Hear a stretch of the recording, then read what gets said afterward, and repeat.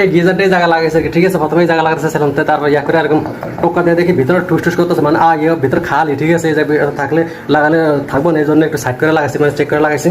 এটা নতুন কাজ করতে আসলাম, আসার সময় আমার গাম দিয়ে পুরো সব ভিজানি ছিল ঠিক আছে। আমার এই বাসার ময়লা দেখে আমার এসি ছেড়ে দিছে, মানে রুমের ভিতরে এসি চালু করে মানে দরজা খুলে রাখছে।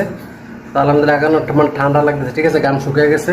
তো আমি একটা বাথরুমের সামনে দাঁড়ায় আছে আর কি ঠিক আছে। তো আমি কি কি কাজ করছি আমি আপনাদেরকে দেখাইতেছি ঠিক আছে।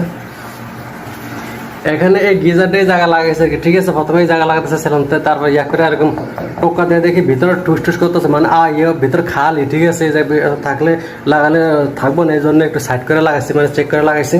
এটা নতুন লাগা দিলাম ঠিক আছে। তারপরে এই যে অ্যাডজাস্টমেন্ট, এটা হচ্ছে পুরানটা আর কি, ভালো ছিল না, তো নতুন একটা লাগাই দিছি ঠিক আছে। তারপরে দেখেন এই যে মিক্সার লাইনটা এনে দিলাম নতুন, এটা হচ্ছে মানে নতুন লাগাই দিলাম আর কি ঠিক আছে। দেখেন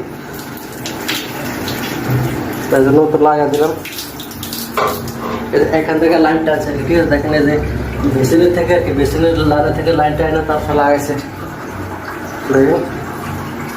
তো বায়নীয়লা মানে বায়নীয় হারাপ লাগানো শেষ ঠিক আছে। দেখেন তো আমি কন্ট্যাক্ট করে কাজ করছিলাম ঠিক আছে, আগে কন্ট্যাক্ট করছিলাম। তো এখন ভাই বলতেছে একটা ঝাড়বাতি লাগানো লাগবে আর কি ঠিক আছে। দেখেন এই যে এই জায়গায় ঝাড়বাতি লাগানো লাগবে, এই রুমে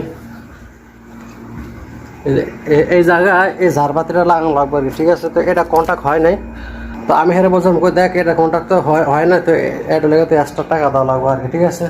তো হে বললো সমস্যা না তুই লাগা ঠিক আছে। তো লাগানোর পরে দেখি কয় টাকা দেয় বেশি।